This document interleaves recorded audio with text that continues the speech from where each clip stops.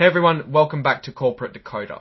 Today we're diving into the latest annual report from Opal Fuels. And folks, let me tell you, this report is a bit like that holiday fruitcake. There are more layers than you expect, and you're never quite sure what you're going to find. This company is in the business of turning trash, specifically landfill gas and manure, into renewable natural gas, which can then be used as vehicle fuel. So buckle up, let's decode what's really going on behind the numbers. This is a 10K filing, meaning it's the big one, the yearly overview that all publicly traded companies in the US have to file. It's got everything from the company's business and strategy to risks. Let's get right to it. This report covers the financial year ending December 31, 2024. So it's a look back at how the company performed over the last year. First, a bit about the company itself. The report states the aggregate market value of the company's stock held by non-affiliates was around $107 million back in June. This gives us a sense of the company's size and how much of the stock is actually available to the public. Opal Fuels captures biogas, mainly from landfills and dairy farms, and turns it into renewable natural gas and renewable power. They're also building fueling stations for trucks that run on natural gas. Their strategy: reduce methane emissions, become a full service partner for development opportunities, expand into new feedstock sources, and help customers meet their sustainability goals. Basically, be green and profitable. One thing that sets them apart is their vertically integrated business model. They handle everything from biogas production to dispensing the fuel, which helps them capture more value and offer better terms to customers. They are not just one thing, they cover it all, which lets them make more money and offer better deals. Now let's look at their projects. They own and operate 26 projects, 11 of which are renewable natural gas, and 15 that generate renewable power. They've also got projects in the works to expand their renewable natural gas production. And they are thinking of converting some of their power plants into renewable natural gas facilities. Here's a quick look at their renewable natural gas projects. The most important is the design capacity, which represents the amount of gas the plant should be able to handle each year. Now, keep in mind that the actual amount of fuel production can vary a lot depending on the quality and quantity of the biogas facility downtime and the efficiency of the plant. Currently, they are able to process over 8.8 million MMBtus per year. They also have some projects under construction which will add 2.6 million MMBtus. Here is a quick glimpse at renewable power plants.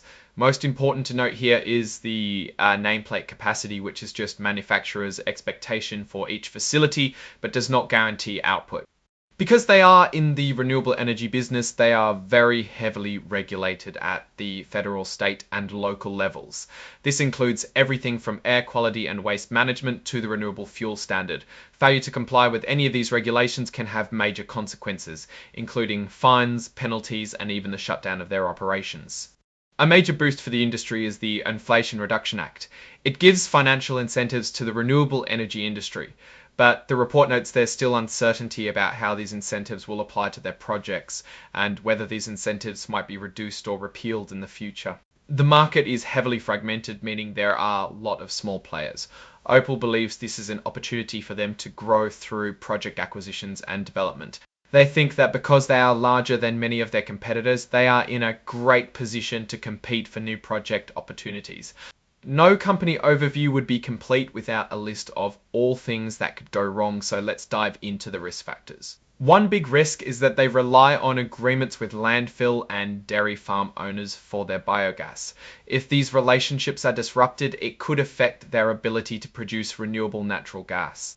They need truck fleet owners to adopt natural gas powered vehicles. If these fleet operators aren't willing to switch, that is bad news. They need third-party utility companies to provide them with essential utilities like sewer, water, and electricity. Any disruptions in these supplies could hurt their operations. Legal battles, especially those related to environmental claims or construction projects, could also have a material impact on their operations.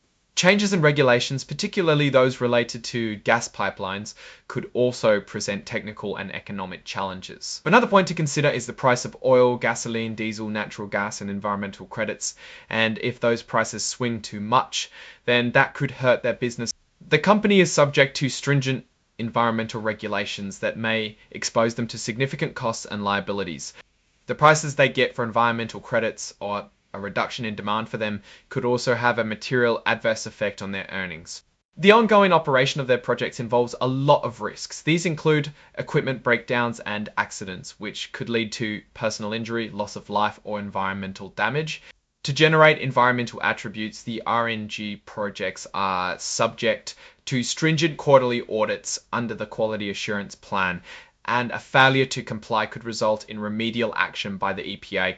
Our management team has limited experience in operating a public company such as us. They face security threats, including cyber attacks, which could severely disrupt their business operations.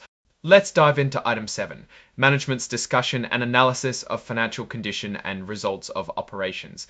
DAQ's this section will tell us everything we need to know about their financial performance, condition, and future prospects. Okay, so their revenues come mainly from selling environmental credits and renewable power. They also make money from fueling station construction and services. This revenue stream comes primarily from RINs, LCFS credits, and RICs. If the RNG is dispensed into vehicles, they get RINs. Certain states have LCFS programs which allow them to generate credits based on a fuel's carbon intensity score. Here's a table that shows the yearly changes in metrics like capacity and power production, giving us a quick snapshot of their operational performance. You can see from renewable power in 2024, there was a nameplate capacity of 105.8 the year before, so slightly down year over year.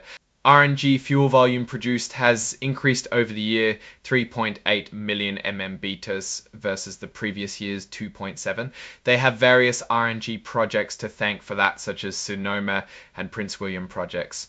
It's also important to note that the company is dealing with declining market prices for LCFS credits, specifically within California, which can affect the bottom line. Here is a table showing a summary of the past 2 years of revenue, the total revenue reaching nearly $300 million this year versus $256 the previous, drilling down by segment. Revenue from RNG fuel had an uptick of 33% or $22.1 million to hit $88.4 million total. Fuel station services also went up, this time 24% to reach $166.8 million total. This was the only part of the business that went down this year, down 18% to reach $44.6 million. What is particularly important to note here is a massive change in other income, which dropped nearly $123 million to see the line. Again, $122 million recognized on deconsolidation of VIs. It won't be material again, so we can ignore it in the future, but it's important to know. Finally, we see a very cautious forward-looking statement. The company expects regulatory matters and rising costs to increase general and administrative expenses as well. Finally, they discuss the company may not be able to comply with the continued listing standards of Nasdaq. The shares of Class A common stock could reduce the market price of our Class A common stock and are likely to continue. On administrative notes, the CEO and CFO have found the company has effective disclosure controls and procedures and effective internal control over financial reporting. The board of directors thinks about cybersecurity as part of its job. The audit committee handles the risk management on it. They have some legal issues mostly related to construction of the Central Valley project, which they are trying to recoup.